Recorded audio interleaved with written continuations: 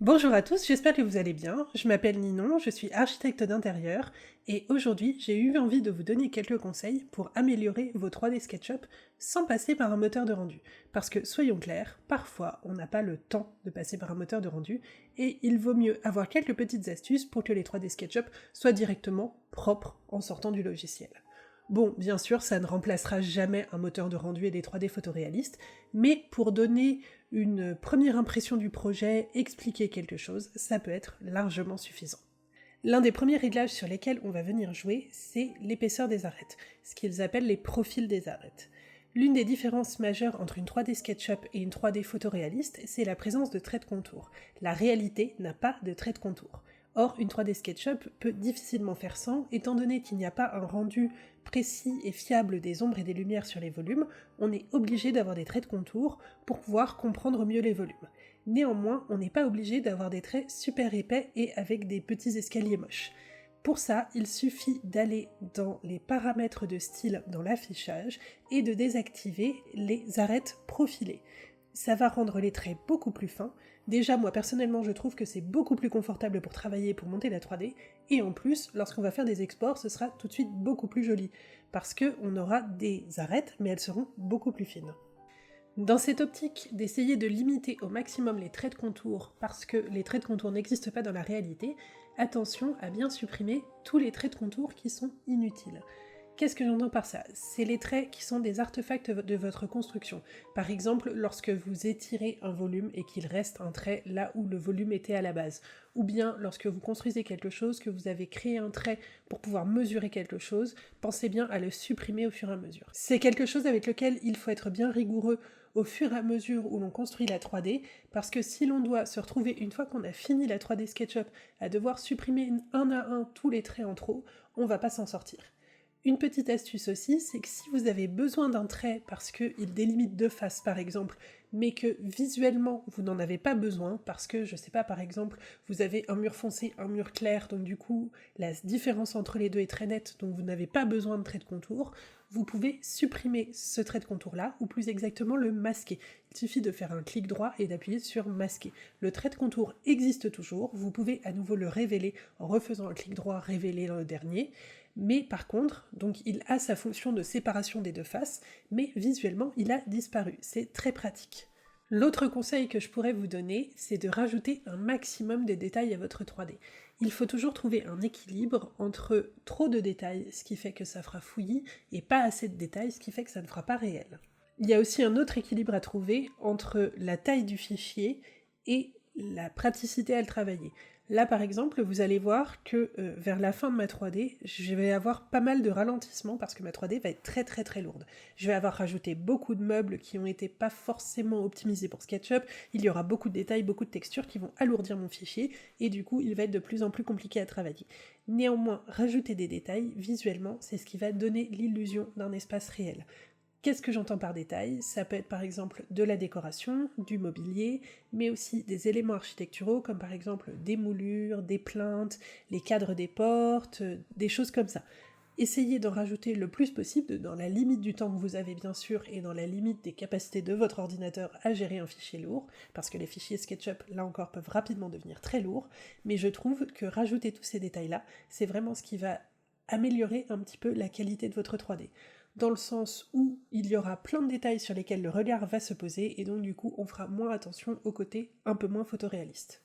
Petit conseil plutôt personnel, mais à mon goût, les personnages qui sont fournis dans SketchUp, vous savez, le truc qui apparaît lorsque vous créez un nouveau fichier, il y a juste quelque chose, c'est un personnage qui a changé selon les versions de SketchUp.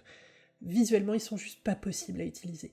Alors j'ai une certaine tendresse pour eux parce que je les ai vus évoluer au fur et à mesure des versions de SketchUp, mais professionnellement je peux pas les utiliser dans mes 3D. Du coup il y a deux possibilités, soit vous mettez juste pas de personnage, c'est ce que j'ai fait là parce que j'avais un peu la flemme, je dois bien l'avouer, mais c'est un peu dommage parce qu'un personnage c'est hyper important, ça vous habille la scène, ça vous donne l'impression que l'espace est utilisé et ça vous donne une impression d'échelle, donc ça peut être très utile d'autant plus lorsque vous avez un volume qui est particulier.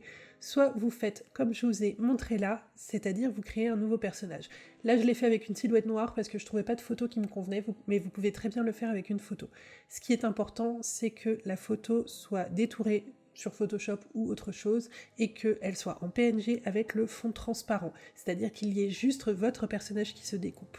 Vous l'importez avec l'outil d'import de SketchUp, et là vous le mettez à échelle, et vous utilisez l'option toujours vue de face. C'est une option que vous pouvez trouver dans les propriétés de l'objet, et ça vous permet d'avoir le même effet que le personnage de base de SketchUp, c'est-à-dire que quel que soit l'angle de vue, le personnage sera toujours vu de face. Ça vous évitera d'avoir la tranche toute fine de votre personnage bizarre, c'est toujours mieux. Un autre truc qui va être très important lorsqu'on fait de la 3D, que ce soit sur SketchUp ou sur un autre logiciel, c'est le choix des textures que l'on va utiliser. Il y a 2 points là-dessus. Déjà, le choix des textures en elles-mêmes, donc de la couleur, du motif, etc. Ça, c'est vraiment le travail de décoration, qui va être finalement le travail d'architecte d'intérieur ou de décorateur.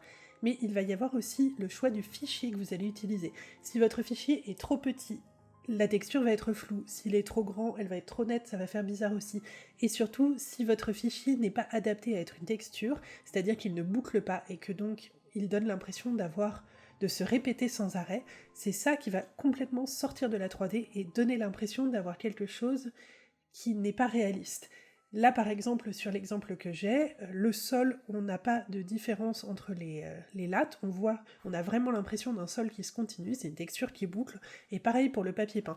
Pour le papier peint, à la base, c'était pas une texture qui bouclait, et je l'ai repris sur Photoshop pour vraiment avoir l'impression que le motif se continue. C'est hyper important parce que dans la réalité, le sol ne va pas s'arrêter net tous les mètres, le papier peint ne va pas faire des jonctions bizarres, mises à part s'il est mal posé, et donc c'est important de montrer que les matériaux qu'on va préconiser, qu'on va utiliser, vont être beaux et bien rendre. Si les textures que vous utilisez pour ces mêmes matériaux rendent mal, on va avoir l'impression que les matériaux ne sont pas de qualité. Et étant donné que ça fait partie de la prestation que vous vendez à votre client, c'est important de mettre en valeur les matériaux qu'on va utiliser.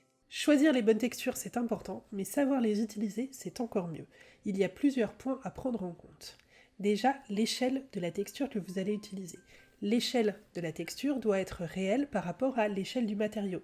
Par exemple, pour mon parquet, si je sais que les lattes de parquet que va me fournir mon fournisseur font 1,20 m de long, il faut que je vérifie que dans ma 3D, les lattes de parquet fassent bien 1,20 m de long et qu'elles soient aussi de la bonne largeur. Si sur mon papier peint, je sais qu'un lait de papier peint fait 90 cm, il faut que dans la 3D, mon lait de papier peint fasse 90 cm. C'est hyper important pour donner l'impression de la réalité. Parce que dans la réalité, les lattes de parquet ne font pas 4 mètres de long ou ne font pas 35 cm de long, et les laits de papier peint ne font pas 25 cm de large. Et quelque part, c'est ce qui va donner aussi l'aspect vraisemblable à votre 3D. Si par exemple pour l'utilisation de ce papier peint, vous le mettez beaucoup plus petit ou beaucoup plus grand, ça peut rendre mieux potentiellement dans la 3D, mais ce sera faux, et du coup lorsque le client va voir le papier peint dans la réalité, il va être déçu. Quelque part, ça va être une image non contractuelle, et du coup il est important de vraiment utiliser les textures et les images aux bonnes échelles pour ne pas faire quelque chose qui fasse faux. Par contre, là où il ne faut pas hésiter à tricher, c'est sur les couleurs. N'utilisez pas sur votre 3D SketchUp les couleurs qui correspondent exactement au RVB des peintures que vous allez utiliser, parce que le moteur de rendu qui n'en est pas un des ombres et des lumières de SketchUp fausse complètement les couleurs.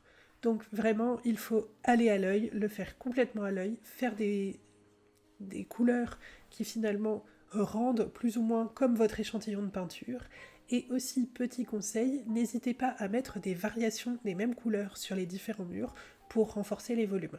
Si par exemple j'ai un mur gris clair, je vais peut-être mettre un mur qui est un petit peu plus dans l'ombre, vu ma source de lumière, un tout petit peu plus foncé, un autre qui est en pleine lumière, un tout petit peu plus clair, et le troisième de la couleur la plus réaliste possible.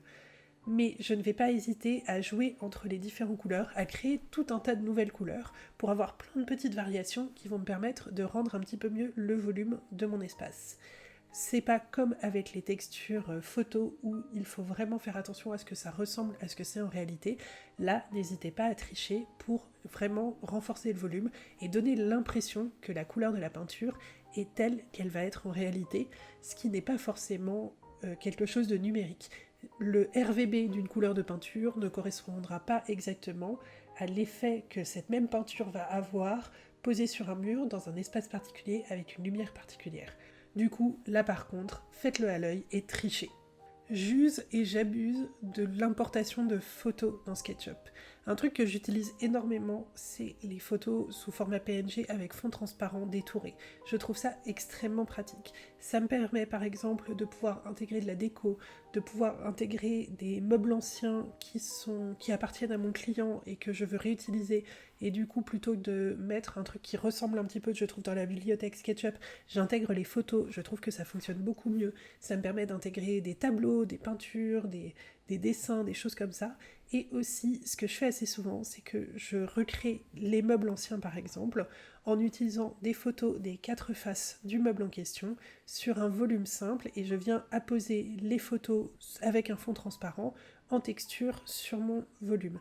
Ça me permet de donner l'impression d'avoir un meuble en volume. Ça demande un petit peu de rigueur lorsqu'on prend les photos ou qu'on les trouve sur internet, mais je trouve que l'effet est vraiment pas mal du tout et ça permet de vraiment comprendre qu'on utilise ce meuble-là précisément et pas un autre.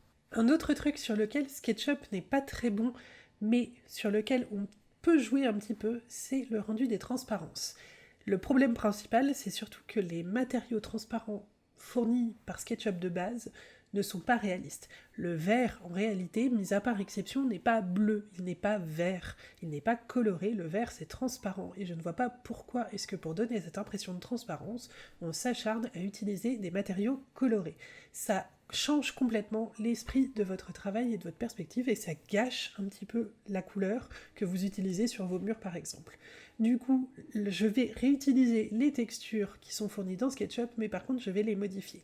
Je vais les jouer sur plusieurs choses. Je vais garder les images de base, parce qu'elles donnent une légère texture qui fonctionne plutôt bien. Par contre, je vais augmenter la transparence, beaucoup, parce que le vert c'est transparent principalement, mis à part si c'est un vert dépoli, etc. Mais par exemple pour une fenêtre, le vert est transparent, et surtout je vais quasiment complètement désaturer la couleur. Je ne vais pas avoir un vert bleu, je vais avoir un vert qui est transparent avec peut-être un très léger reflet bleu parce que effectivement SketchUp ne rend pas bien la réfraction de la lumière à travers le verre et donc si jamais on le rend trop transparent ou trop incolore, on ne le voit plus du tout.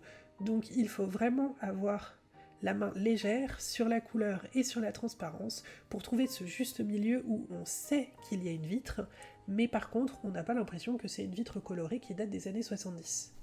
Un autre de mes problèmes avec les rendus SketchUp, c'est les miroirs. Alors là, c'est pas qu'ils rendent mal les miroirs, c'est juste que les textures réfléchissantes n'existent pas. Forcément, il n'y a pas de moteur de rendu, donc il ne peut pas y avoir de réflexion, vu que la réflexion est un phénomène de lumière, et que le moteur de rendu est un moteur de rendu de lumière. Donc du coup, comment faire pour avoir une texture de miroir ? Pendant longtemps, je prenais une texture un peu grisée avec des reflets légers pour donner l'impression d'un métal un peu brossé. Ça fonctionnait, mais c'était pas idéal. Ça donnait pas trop l'illusion que l'on avait un miroir. Ça donnait l'information que c'était un miroir, mais ça fonctionnait pas hyper bien. Depuis quelques temps, ce que je me suis mis à faire, c'est à feinter un petit peu. Je mets mon personnage pour avoir la vue depuis le miroir, comme si j'étais le miroir et que je regardais. Je fais un export de l'image de cette vue-là, et ensuite je viens l'intégrer inversé comme texture sur la surface de mon miroir, et je joue avec la transparence pour lui donner un petit peu de transparence, pour ne pas avoir l'impression que c'est juste une texture plaquée, mais avoir l'impression d'un effet un petit peu lumineux. Cela me permet de pouvoir donner une idée de réflexion, puisque l'on voit dans le miroir ce qu'il y a dans notre dos. Du coup, ce n'est pas parfait, ça ne change pas avec les angles comme un miroir pourrait le faire, mais ça fait un petit peu la blague quand même, et ça permet quand même d'avoir cette impression de réflexion et de miroir. L'univers dans lequel évolue la 3D dans SketchUp a déjà des couleurs. Il a un sol marron et un ciel bleu, ça donne une impression de profondeur, mais je trouve que c'est pas idéal et que c'est un petit peu cheap.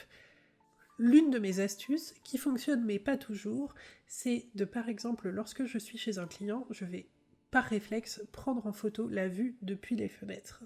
Et cette photo, je vais après éventuellement la retoucher un petit peu sur Photoshop pour qu'elle soit plus jolie et l'intégrer derrière les fenêtres dans mon espace. Ce qui fait que lorsque je vais avoir une vue où l'on va voir à travers les fenêtres, on va avoir l'impression de voir ce qui se passe de l'autre côté de la fenêtre. Et ça va donner une impression de profondeur et une impression de réalisme. Ça fonctionne pas toujours très bien. Ça fonctionne bien lorsque par exemple on a quelque chose qui est réellement parallèle aux fenêtres et qui donne vraiment l'impression de profondeur. Par contre, lorsqu'on a une rue qui est en biais, un champ, des choses comme ça marche pas toujours très très bien. Dans ces cas-là, je vais utiliser une photo de forêt, de végétal, de jardin, un truc comme ça, pour rapporter un petit peu de verdure, pour donner l'impression qu'il y a quelque chose de sympa de l'autre côté des fenêtres. Mais je trouve ça important de donner une forme de profondeur et une forme d'environnement finalement à ce qui se passe à l'extérieur, parce que je conçois l'architecture en lien avec ce qui se passe dehors, et donc du coup c'est important de pouvoir démontrer ça aussi avec mes 3D. Je tiens à préciser que cette astuce-là marche pas à 100%. Là, par exemple, dans mon exemple, je trouve que ça marche pas hyper bien. Mais parfois aussi, lorsque par exemple on travaille dans une boutique et qu'on a des très grandes vitrines, ça peut vraiment donner quelque chose de sympa. Je vous encourage à au moins tester l'astuce pour voir ce que ça donne. Parfois, sur certains projets, ça marche, parfois ça ne marche pas, mais ça vaut le coup d'essayer quand même, parce que lorsque ça marche, ça réellement apporte quelque chose à la 3D et donne une vraisemblance et un cachet à la 3D qu'il n'y aurait pas du tout autrement. La manière dont SketchUp rend les ombres et les lumières est liée au soleil. Du coup, lorsqu'on va faire un projet extérieur, qu'on va proposer une maison, un bâtiment, un immeuble, que sais-je, ça va très bien fonctionner. On va pouvoir paramétrer selon le jour de l'année, l'heure, etc. pour avoir un rendu des ombres et des lumières qui va être plutôt sympa, propre en tout cas. Par contre, lorsque comme moi on fait surtout des projets intérieurs, on va avoir un souci. Puisque on va mettre un plafond, et donc SketchUp pensera que l'intérieur de notre projet, ce qui est l'important pour nous, est complètement dans l'obscurité. Ou bien alors on va désactiver le rendu par le soleil, mais du coup on n'aura plus du tout d'ombre et de lumière et tout va paraître très plat et tout de la même couleur. C'est un rendu qui peut plaire, moi personnellement c'est pas mon truc. Mais j'ai trouvé une astuce pour donner l'impression d'avoir un plafond tout en bénéficiant de l'effet du soleil. Je vais tout simplement venir changer la couleur du ciel dans la 3D, dans les paramètres de scène, pour le rendre complètement blanc. Enfin, si mon plafond est blanc, bien entendu, mais la plupart du temps, le plafond reste blanc. C'est rare qu'on fasse des plafonds colorés. Enfin, moi, en tout cas, c'est pas quelque chose que je fais souvent. Donc, je vais avoir tout cet univers autour de ma 3D qui va être complètement blanc, et du coup, naturellement, comme une illusion d'optique, lorsqu'on va placer notre personnage, notre vue à l'intérieur de notre espace, puisqu'on va avoir la fin des murs qui va se délimiter et aussi les systèmes d'accroche des luminaires. C'est vraiment important, je trouve, de vraiment positionner le fil des luminaires et le petit capot qui vient se placer au plafond. Et vu qu'on va avoir le haut de ces murs avec ce capot qui vont être bien alignés et cet aplat blanc au-dessus, naturellement, puisqu'on sait que dans notre cerveau, on a conscience du fait que lorsqu'un mur s'arrête, c'est souvent qu'il y a un plafond. Du coup, naturellement, cet aplat blanc, on va avoir l'impression qu'il vient s'écraser contre les murs et créer un plafond. C'est une illusion d'optique, c'est pas forcément toujours parfait, mais je trouve que ça fonctionne vraiment bien sur les exemples que je vous donne. Puisqu'on parle d'ombre et de lumière, je tiens à préciser que je prends toujours la peine pour chacune des vues que je vais exporter de jouer un petit peu avec les curseurs d'ombre et de lumière, donc à quel point les ombres sont foncées, les lumières sont claires, etc. pour chaque vue de manière différente, pour vraiment avoir un rendu le plus joli possible. Parce que les réglages qui vont fonctionner pour un espace avec des murs gris clairs et avec la lumière qui arrive de telle façon ne vont pas forcément fonctionner avec un espace qui a des murs vert foncé ou bien du carrelage ou bien des choses comme ça. Du coup, je vais prendre la peine, ça va me prendre, 10 secondes à chaque vue que je vais faire, de jouer à nouveau avec les petits curseurs jusqu'à arriver à quelque chose de vraiment joli, enfin qui me plaît vraiment à moi. Pour chaque vue, c'est pas grand chose, mais je trouve que ça apporte vraiment de la finesse au rendu de votre 3D. Bien sûr, ça apporte une contrainte, puisqu'on est obligé de le faire par vue, parce que ce qui fonctionne pour l'une ne fonctionnera pas forcément pour l'autre, mais on gagne quand même du temps par rapport à un rendu qui va prendre plusieurs heures à s'exporter, et ça apporte quand même un tout petit peu de finesse dans le rendu des ombres et des lumières. Ça reste pas parfait, SketchUp est vraiment pas très bon là-dessus, mais on peut arriver à des choses un petit peu plus délicates qui fonctionnent mieux. Il y a un truc que je répète régulièrement lorsque je donne des cours de dessin en perspective, c'est que dessiner en perspective, c'est avoir un discours. Et ce discours, il est tenu tout d'abord par l'angle de vue que l'on va choisir sur notre espace. Eh bien, ça fonctionne aussi avec la 3D. L'angle de vue que vous allez choisir de montrer à votre client va dire quelque chose de votre projet. C'est ce qui va vous permettre de mettre en valeur certains éléments et potentiellement de mettre en recul certaines choses que vous avez moins envie de montrer. Vous allez me dire que c'est pas très honnête, mais ça fait partie du travail de l'architecte que de mettre en valeur ses projets, et je trouve que le choix de l'angle de vue d'une 3D, même si on peut en montrer 25 angles différents, bien choisir les angles qu'on va montrer est super important. L'autre chose que j'utilise à chaque fois, c'est de passer de la perspective à 3 points de fuite traditionnelle à la perspective à 2 points de fuite. La perspective à 2 points de fuite, c'est ce que l'on dessine traditionnellement en architecture lorsqu'on le dessine à la main, et c'est une perspective où les lignes verticales restent verticales et parallèles, et par contre, c'est toutes les horizontales qui vont fuir. Je trouve que ça fait des images qui sont beaucoup plus lisibles et beaucoup plus propres. En plus, ça limite sur les verticales les petits crénelages qui sont pas forcément très élégants sur les lignes de SketchUp, et ça fait des images que je trouve beaucoup plus propres. L'autre avantage, c'est que le système de 3D à 2 points de fuite de SketchUp permet de pouvoir potentiellement avoir beaucoup plus de recul et donc d'avoir des angles de vue beaucoup plus importants. Il faut faire attention quand on joue avec ça pour pas avoir un effet trop fisheye, mais par contre, ça permet, quand on a des petits espaces, comme dans la 3D ici, les chambres par exemple, de pouvoir montrer beaucoup plus d'éléments de cette 3D. Donc par exemple, de pouvoir montrer le lit en entier avec le tapis, ou bien de pouvoir montrer la manière dont l'espace s'articule entre le canapé et la table. Ça permet de montrer beaucoup plus de choses que dans la 3D à 3 points de fuite, qui resserre beaucoup plus le point de vue. Et enfin, le dernier conseil que je vais vous donner aujourd'hui, c'est de bien régler les paramètres de l'export JPEG sur SketchUp. Je vous explique. De base, les paramètres d'export JPEG sont limités à la taille de l'écran, donc la résolution de l'écran, et avec une qualité moyenne.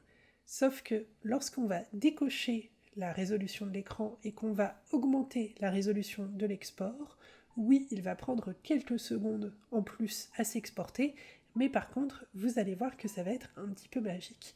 Parce que, quelle que soit la taille de l'export qu'on va faire, les traits vont toujours être de la même épaisseur. Donc plus notre image va être d'une résolution importante, plus les traits, par illusion, vont paraître fins. Et ces traits, là encore, c'est ce qu'on veut éliminer le plus possible de SketchUp, parce que c'est ce qui ne rend pas très bien, finalement. C'est ce qui différencie une 3D SketchUp d'une 3D réaliste, parce que ces traits noirs, ce cerné, n'existe pas dans la réalité. Alors oui, il y a des options, comme par exemple, pour pouvoir avoir tous les traits de la couleur, de la texture, etc. Mais c'est pas hyper pratique et ça demande beaucoup de temps pour les utiliser de manière réellement fonctionnelle. Et du coup, rien que en augmentant la taille de cet export JPEG, on arrive vraiment à beaucoup affiner nos tracés et avoir une image qui fait tout de suite beaucoup plus belle et beaucoup plus qualitative. Et voilà, c'était mes 15 conseils pour améliorer un petit peu le rendu de vos 3D SketchUp sans forcément avoir à prendre le temps de passer par un moteur de rendu. J'espère que ça vous a intéressé. Bien sûr, comme pour tout ce qui est de l'esthétique et du goût, tous ces conseils-là, vous pouvez ne pas être d'accord avec, vous avez tout à fait le droit, vous pouvez en utiliser certains et pas d'autres. C'est juste la façon dont moi je fais des images qui me plaisent plus à moi, et je pense que ça fonctionne plutôt bien et que ça plaît plutôt bien généralement autour de moi dans le cadre professionnel, donc je me suis dit que ça pourrait vous intéresser. Si vous avez d'autres astuces ou d'autres conseils, n'hésitez pas à les laisser en commentaire, je suis toujours preneuse. Je me sers de SketchUp depuis pas mal d'années maintenant, mais j'apprends toujours plein de choses en m'en servant et j'adore ce logiciel, donc n'hésitez pas à m'en parler en commentaire. Vous pouvez aussi liker la vidéo si elle vous a plu, vous abonner à la chaîne pour ne pas rater les prochaines vidéos, et partager cette vidéo sur les réseaux sociaux si vraiment elle vous a plu et qu'elle peut intéresser des gens dans votre entourage. Quant à moi, je vous remercie d'être arrivé jusqu'ici, c'était un petit peu un gros morceau cette vidéo-là, alors bravo d'être arrivé jusque-là, et je vous dis à très vite sur les réseaux sociaux et pour une prochaine vidéo. Salut!